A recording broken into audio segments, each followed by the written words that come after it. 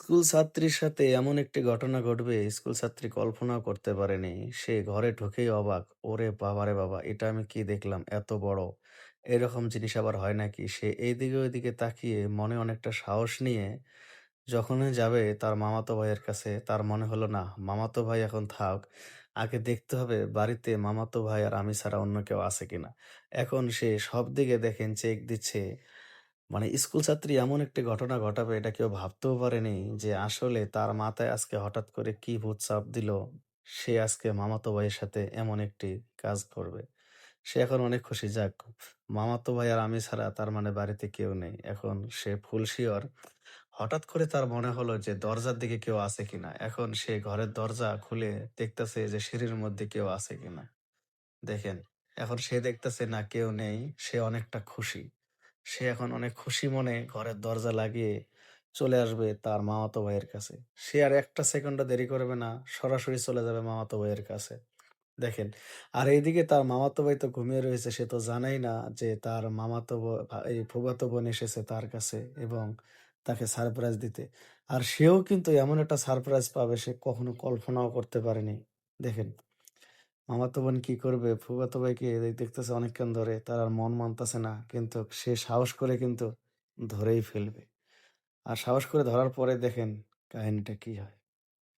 সে এদিকে ওদিকে আবার তাকাচ্ছে এবং ভয়ে, ভয়ে এইবার দেখেন সে লাফ দিয়ে ওঠে, "কি ব্যাপার? তুমি এই জায়গায়?" বলতেছে, "হ্যাঁ, আমি না তে কে আসবে? শোনো, ফুল বাড়ি আমি দেখেছি, বাড়িতে কেউ নাই। তুমি আর আমি, এইজন্য আমি এসেছি।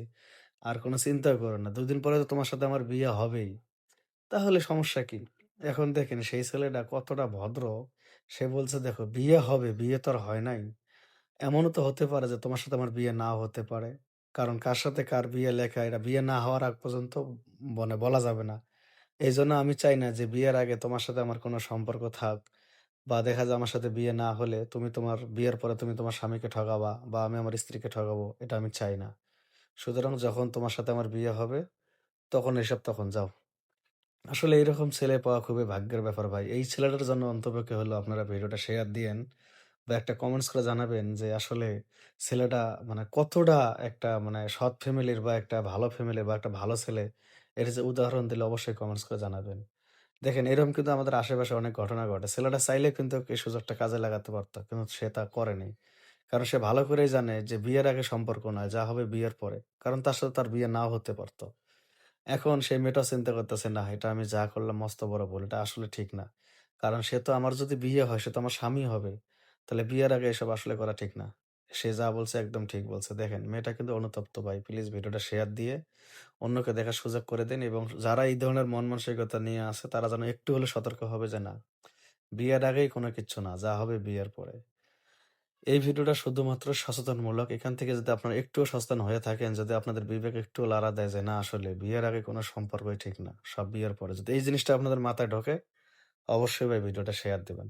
আর আপনি আমি সবাই সচেতন থাকবো। তাহলে সচেতন থাকলে এই ধরনের ভুল আমাদের মাঝ থেকে বা আমাদের কাছ থেকে কখনো হবে না। আল্লাহ হাফেজ।